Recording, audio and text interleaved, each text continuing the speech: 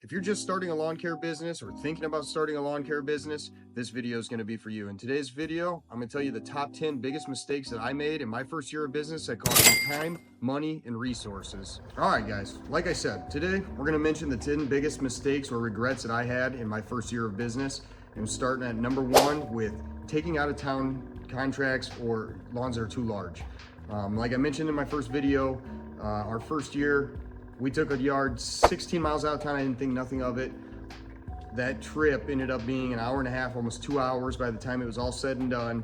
And if you're gonna charge enough money to make that worth it for your time, I mean, you're charging the customer two to 3 hours worth of time for a lawn mow that maybe takes 45 minutes. It's not fair to them, it's not fair to you. Keep it close. Take the travel out of the work, and it'll take one of your costs out of the business for you. Number two is going to be trying to offer everything. When we first started, like I said, we didn't have any experience running businesses. And when I say we, I'm talking about me and Damien. Like I mentioned, he's been with me since the beginning. He's not in the shop right now, but he's around.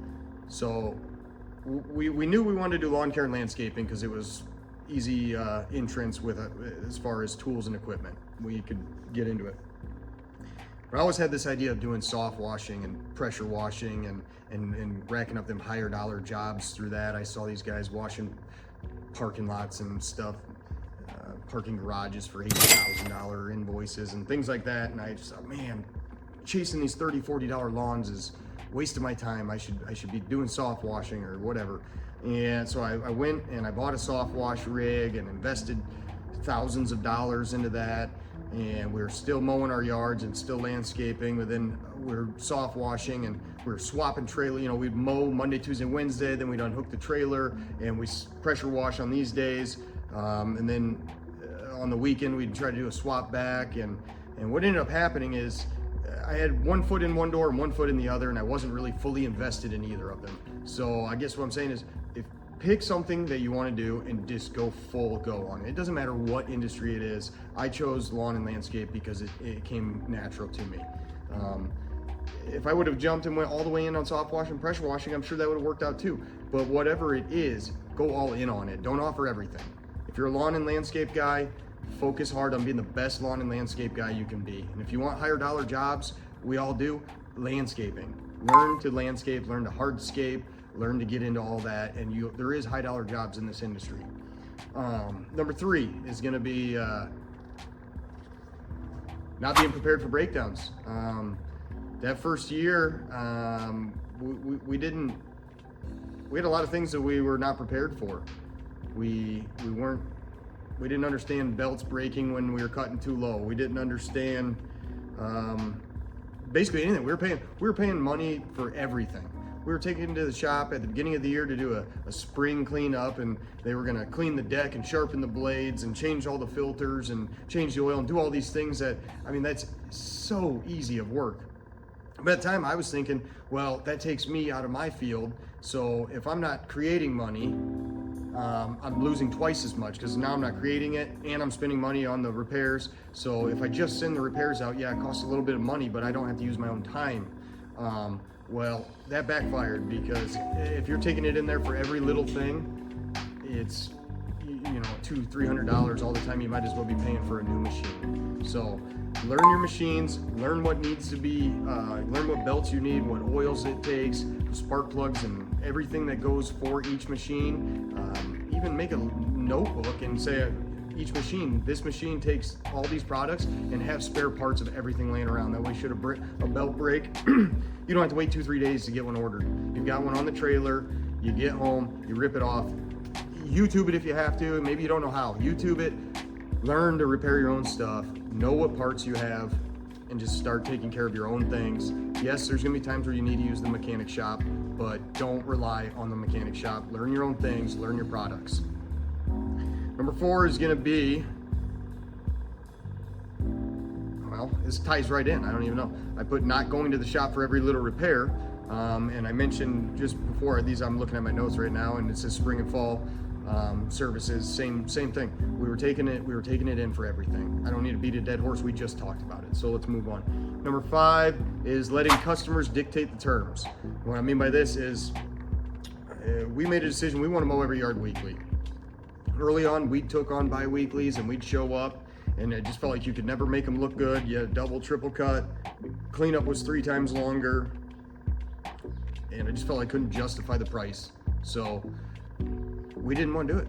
We just started doing weekly and weekly only, and if people didn't want weekly services, we refer them somewhere else. And we did advise people, yes, there are times in the summer where it's hot and it burns up and you don't need to have a cut every week. Clearly, we're gonna come and we're gonna make a decision. We're not gonna do it. And we're not gonna charge you for it either. We're gonna make a decision and we're gonna cut it or not. 9 times out of 10 in the spring, you cannot get away with 14 days in Iowa. The heat, the humidity, it's a perfect combination. In the spring, you're lucky if you can get the grass to 3.5 inches. So don't let the customers dictate terms. Don't let them tell you, oh, I don't like to use cards. I don't use the internet. I don't do those things. I'll mail you a check.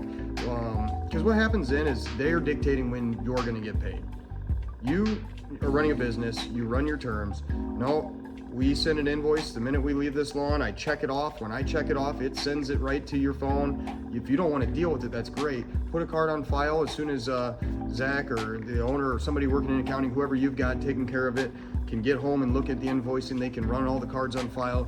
It's off your mind. You got nothing. But we have to have income coming in. When we first started, nobody wanted to do cards, or so I thought. I was scared to ask people for cards, all that crap. And all of our cash customers, it was so random. I didn't know when anything was coming. Thank God, the guy that works with me, he's so patient. He didn't care. Granted, I never couldn't pay him. I would always pay myself last. And I advise anybody that has people working with them, always take care of them first. But there were times I sat there and thought to myself, like, my God, I haven't gotten paid in 3 weeks and I'm owed thousands of dollars, but I can't get these people to pay. Put a card on file, dictate your own terms. Do not let the customers tell you that they will not use a card. Just don't do it. Which is the next one. Number 6 is accepting cash. Card on file cuts out the conversations as well. You know, when you're mowing 15 to 20 yards a day, if you have to stop and knock on the door at every single door and talk to the customer and get their approval, or even if they're not even approval, if it's just a friendly conversation, we love to see them and we love to have that conversation. But every single time, 15 times 5 minutes a day, think about it. You are really costing yourself time if you have to stop and talk to every customer. Card on file eliminates that conversation altogether. You show up, you mow, or we're growing to the point now where we have employees. So it's not fair to my employee to have to go knock on that door, talk to that customer, grab that check, and then they have to hold on to it and be responsible for it for the rest of the day.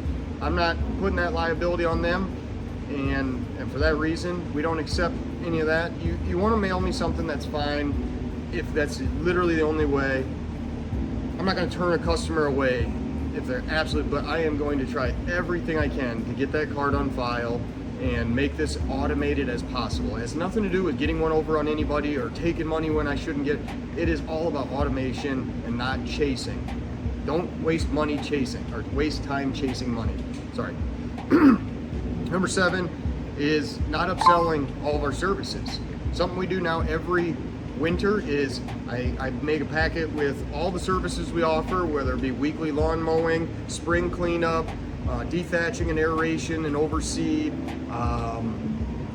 fertilization and weed control, trimming of any bushes or anything like that, which falls into the spring cleanup anyway. But we always, every winter, I send to all my customers, all my mowing customers, and I offer them everything in a check form and say, check off what you would like, please. And you would be surprised how many people I was only cutting their yard. Well, it turns out they wanted a spring cleanup. They wanted all these things, and I wasn't even saying nothing. And then we took a customer that, if they're worth $1,200 to $1,500 a year for mowing, well, now we've added $1,000 in services throughout the year. You know, $200, $300 3 different times. Well, now you've taken a $1,200 to a $2,200 or a $2,000 customer per year. You get 50 of those, and now you're at $100,000 a year in revenue in 35 weeks of work. So really try to use the customers. What I'm saying is the customers that you have, they want services for everything, and sometimes they won't tell you. They'll look around, but they'll tell. But if you say to them, hey, you know, we do this. Would you like it done? And put it on a schedule. Like I said, in the winter, send it out. This way people know too in the spring, they know that they're on my list for mowing. They don't have to call and say, hey, you still got me, you still got me? They got my letter, they checked it, they mailed it back to me, they emailed it, they scanned, whatever they did. And they have peace of mind knowing, okay, that's taken care of. I'm on his lawn list, I'm good. So get better about communicating with your customers about what you offer. And once a year, tell them, here's what you're signed up for, here's everything I offer. Is there anything you're missing that you'd like? Number 8 is gonna be wearing uniforms. You know, when we first started out, we just, whatever the heck we wanted to wear, a lot of basketball shorts, a lot of whatever, and not hating on it. It's not like I cut grass better or worse because of a uniform, but I always knew that I wanted to grow a business and be more than a chuck in a truck. I wanted employees, I wanted branded trucks, I wanted a shop, I wanted all these things. And if you want those, a simple way to start is with uniforms. It is a massive upgrade, and I think the shirts were, even with the name on them, it's gonna vary everywhere, but I think they were $35 a piece. I bought myself 5, and I bought my helper 5. We each had 5 every day of the week. We could rotate it out. I invested, less than $500, and we looked professional. Later on down the road, I didn't do it all at the same time. Later on down the road, I went and I got us hats, and we have matching hats. Now we have matching, and what this does, aside from make you look professional and let people know you're a professional company, you're not just a chuck in a truck. Like, they can look your number up on the internet, and they can find your business, and they can call you. Aside from all that, it gives the customer peace of mind knowing who's in their yard. I don't want a guy with a wife beater and and-ones in my yard. If I don't want anybody in my damn yard. Forget about it. I don't care what he's wearing. But specifically in my area, if you see a guy in and-ones and a wife beater in your yard, check it out. Check it out. So wear the uniform, look professional, let the customers know who's there. And aside from that, one thing that I always thought about, who cares what your customers think too? Obviously you want to impress them. We know that. What are the people that are looking out their window thinking? Because they hear the lawnmower going. Sometimes your customers aren't even home. It's the people that look out the window and they go, oh, you know what? I've been wanting a lawn care company. What kind of work do they do? And they watch you and they judge you. And then they go, I don't know. Didn't really look like he cared very much. He kind of presented himself sloppy, text him while he's blowing, all that crap. Always think about who's watching you. Always. That's the next potential customer, really, is who's watching you. Flip the page here. That was number 8. We got 2 left. Number 9 is going to be cutting at the proper height of cut and at the proper time. I thought it said tire. Cutting at the proper times and the proper height of cut. So what we mean by that, Damien actually mentioned this one to me. I texted him and said, hey, do you have any ideas for these? And one thing he said is, yeah, do you remember back when we first started and we used to, like, no matter what, we'd turn the mower on at 8 o'clock, 7:30, whatever the hell it was. We had to start cutting, no matter what. Well, we found that actually wait till it's dry and you're done at about the same time anyway, because if you start early and you're chunking up wet, nasty, messy shit and you're leaving tire tracks on the driveways and all that, your cleanup is so much worse. So just wait till the grass is dry. It sucks, I know, but sharpen those blades, get in the shop, do all that stuff, be productive, stay productive, but don't mow on wet grass. It's just not worth it. Going up hills, spinning tires, ripping yards up, chunking your deck. This is how we stripe yards so nice with having a clean deck. If you have a shitty, cloggy deck, you're not gonna stripe yards. We keep our deck clean easily by just mowing dry grass. Just mow dry grass and you don't even really have to scrape your decks. So mow dry grass. Height of cut, like I mentioned in my last video, we had no clue the first time. We went and cut 6-inch tall grass on 3 inches and broke the belt and all that crap. So learn what works good, and you can feel it once you get used to it. You'll be able to feel if it's chunking on the way out the chute. You'll know, oh, that's too low. I need to go higher until it shoots out that chute nice and smooth, and you can't even feel it coming out. And you're probably gonna have to hit it a few times. Go at 4. I think one of our mowers, I guess the zero turn's not in here, but one of them goes 6.5. that's ridiculously high. You shouldn't be having to mow anything 6.5, I pray. But let's say worst case scenario, you're at 6 and you'd start at 6 and then you go down to 5.5 and then down to 5. And then, you know, and you might cut it 4 times, but I promise you at the end, it's gonna be so much better than just going in there on 3 and starting there and just leaving a mess. Start high, progressively work lower until you don't feel it coming out of the chute. You should not feel the grass shooting out of the side of the chute. And number 10 is be confident with your pricing. When I first started out, once again, with the dictating the terms, the customers, a lot of times, you know, I'd go into a situation and I'd say, oh man, I think this is $35, but I think to win the customer, I should do 30. Quit trying to win the customer, do your price, and I promise you, more times than not, almost every time, never, the customer is like, that's kind of high.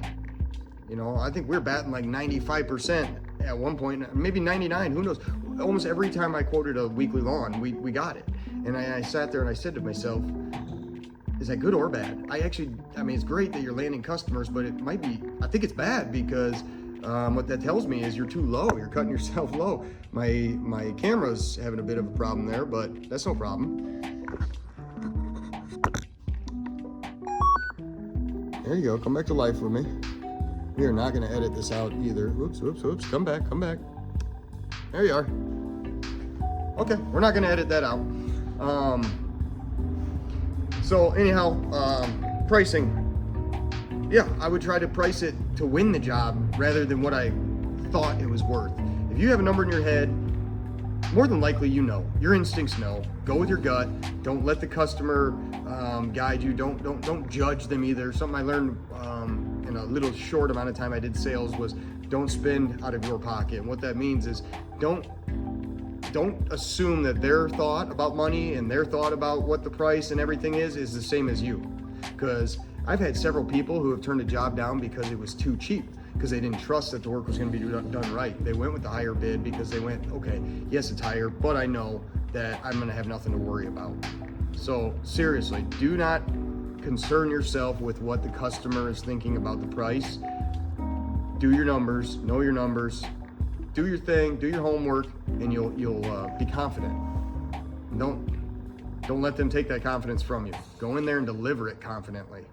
Tell them, yeah, you know, I'm looking to get helpers. If you don't have helpers yet, we run a certain amount per hour because we do have insurance. We do have employees. We are doing things the right way. We stand by our work. We always come back and verify it. And we don't cut any corners. We do everything high quality. That's the number one thing. If you sell quality, people don't care the price. They don't. Obviously, you can't be ripping people off, but if everybody's in the same ballpark, they will still take the top guys occasionally. There's a lot of people that will take that top price because they want the quality. So don't be afraid to be the top guy. Charge for your shit, but do it right. And then just as a bonus one, I threw this on here because it was helping me do this whole entire video and coming up with my list, and I use it literally every day, and I probably at this point couldn't operate without it, is use AI. ChatGPT, social media. The best thing I ever did is just started telling ChatGPT to do my social media for me. Obviously, I still have to go into Business Suite and I have to post it and I have to do all that, but hey, AI, make me a post from April 1st to April 30th, a social media post for my Facebook, for my business page, and give me 3 of them a day. Hell, they'll do that. Give me 3 posts a day, every day for the whole month of March, all about Monday. In the morning, I want to advertise fertilizing. In the afternoon, I want to advertise mowing. And in the evenings, I want to advertise landscaping. Oh, and by the way, AI, find out what times are the best times to post on social media so that way people see it. In seconds, AI will do all of that. It'll give you 30, 40 social media posts. It'll tell you what the best times to post them. I'm serious. It's better. Fuck Google. Get rid of search engines and just start using AI. Talk to it like it's a person. Seriously. It is one of the best things that you can do to help grow your business. That's my list. Now that I'm thinking about it, some of them weren't the biggest mistakes. I don't know. They were mistakes, that's for sure. I don't know if they're necessarily my first year, but they were just good. I think these were just good tips, like starting out. a lawn care business to just think about, because a lot of these I didn't think about them, or I overlooked how serious they were, or whatever it may have been. All right, guys, with that said, that's the end of the video. Don't forget to like, comment, share, subscribe, all the YouTube things that we need. And tonight's video that I'm going to draw up is going to be how I got my first 5 customers without advertising. Our first customers that we got just, well, I guess we're going to have to wait to see how we acquired our first 5 customers. And I remember every single one of them, and I'll go into detail about the experiences on each of those too, because I tell you, they were far from just your ordinary. Nowadays, if we had those lawns, it would be nothing. We would go in there and we'd cut it in 20 minutes, no problem. But of course, when you're first starting out, it's not that easy, kind of dumb. We were tying down our mower every single yard. We were tying that sucker down and untying it and strapping it down, whatever the hell you want to say, with a tie down. And we wasted a lot of time back then. So I want to try to save you guys all the time that I've wasted. And the point of this channel is to become more efficient and grow your business and be self-reliant. Don't rely on the corporations.